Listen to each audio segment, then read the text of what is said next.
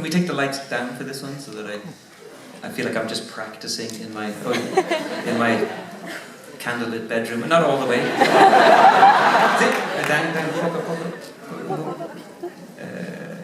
yeah, it's good. I'm just practicing in my bedroom.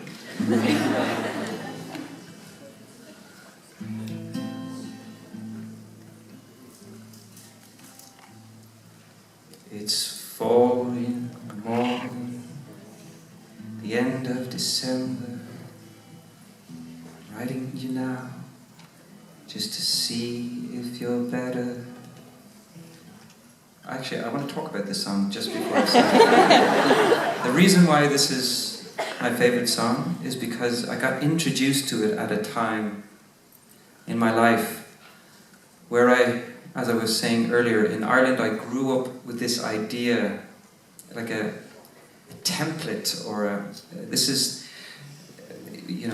is what love is. I was told, you grow up in a country, you learn a certain language, you eat a certain food, and in Ireland I grew up and I was told that love is this, and it had rules, that you shouldn't do this, you shouldn't do that. If you love somebody, you don't do this, you don't do that, and you don't do this, And so there was a lot of guilt with love, and with guilt comes punishment.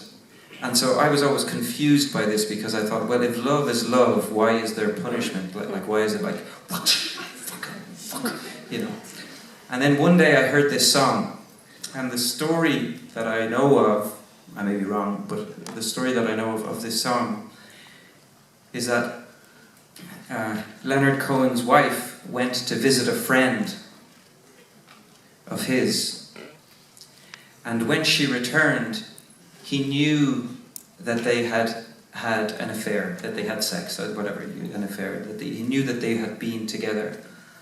And instead of going, what the fuck? Instead of doing that, there's a line in this song where this song is a letter to his friend. And so there's a line in the song where Leonard Cohen says, "Thanks for the trouble you took from her eyes. I thought it was there for good, so I never tried." And I just thought that this was just an amazing, deep ability to hold love and to be able to thank your enemy for bringing joy to your wife that you were not able to bring to her because you had given up. Anyway, so this is why I love this song. So.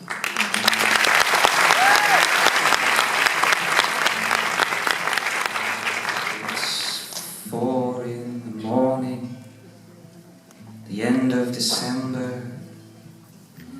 I'm writing you now just to see if you're better. New York is cold, but I like where I'm living. There's music on Clinton Street all through the evening. And I hear that you're building your little house deep in the desert. You're living for nothing now. I hope you're keeping some kind of record. Yeah. And Jane came by with a lock of your hair. She said that you gave it to her the night that you planned to go clear.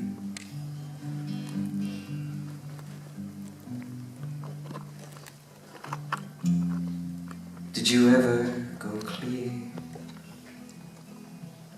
Oh, the last time I saw you, you looked so much older. Your famous blue raincoat was torn at the shoulder.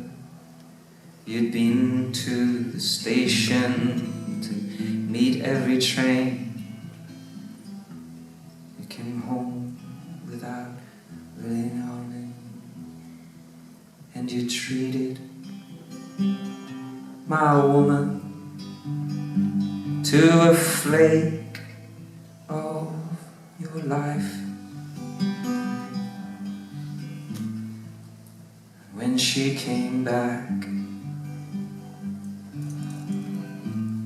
she was nobody's wife. Yeah, I hear you there with a rose in your teeth.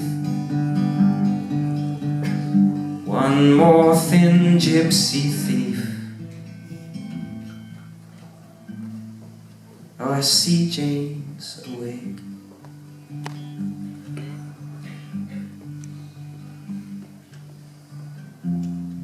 She sends her regards. Oh, what can I tell you, my brother, my killer? What can I possibly say? I guess I'll forgive you. I guess I'm glad you stood in my way. And if you ever come by here for Jane or for me,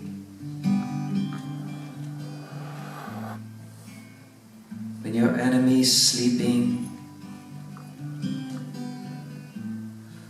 and his woman is free, well, thanks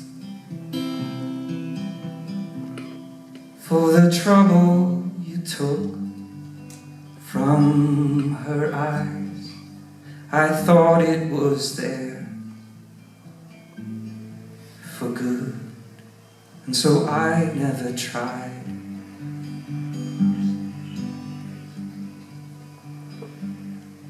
And Jane came by with a lock of your hair.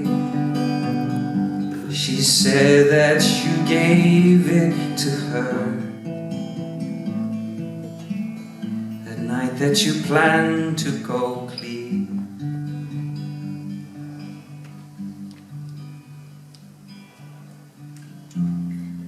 Sincerely, Elko.